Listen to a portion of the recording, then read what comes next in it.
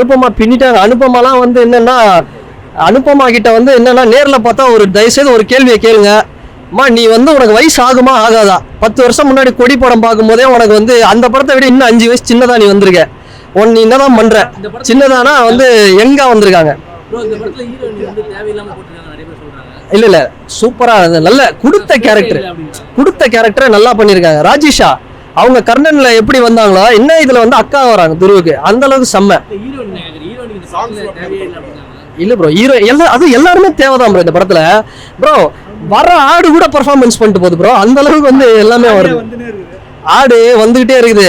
ஆடை வச்சு ஒரு ஆடை வச்சுதான் ஒரு ஏண்டா ஒரு காக்கா வந்து அசிங்கப்படுறது இவ்வளவு பேர் கலவரமாடான்ற மாதிரி ஆடை வச்சு பண்ணிருக்காங்க. அதான் சாங்ஸ் வேற லெவல்ல. தயவுசெய்து சாய் அபியங்காரு, அனிருத், நான் என்னன்னா அவங்களெல்லாம் ஒன்னே ஒன்று சொல்றேன், நீங்க நல்ல மியூசிக் டைரக்டர் தான், நான் எல்லாம் சொல்ல அனிருத் எனக்கும் பிடிக்கும். அதனால எல்லா அவங்களையும் ட்ரீட் பண்ற மாதிரி நிவாஸ் கே பிரசன்னாவையும் ட்ரீட் பண்ணுங்க இனி வரும் காலங்கள்ல.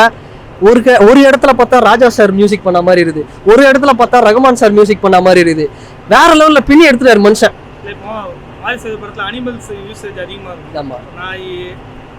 ஆடு ரொம்ப அருமையா, அதாவது எல்லாமே வந்து வாழ்வியல் தானே ப்ரோ. ஒரு வில்லேஜ்ல இருக்குன்னா இது இல்லாம இருக்க முடியுமா? பாரதி ராஜா சார் படம், அவர் படத்துல இதெல்லாம் சூப்பரா ஹேண்டில் பண்ணிருப்பாரு. அதே மாதிரி ஹேண்டில் பண்ணிருக்காரு. எந்த நோக்கமும் இல்ல, ஒரே ஒரு நோக்கம் தான்.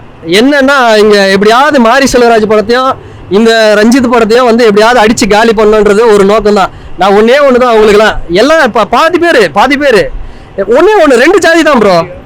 மோகன்ஜி அண்ணாவும் நல்ல டைரக்டர் தான்.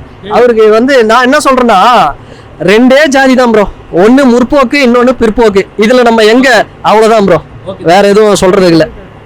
அமீர் சார் வேற லெவலு.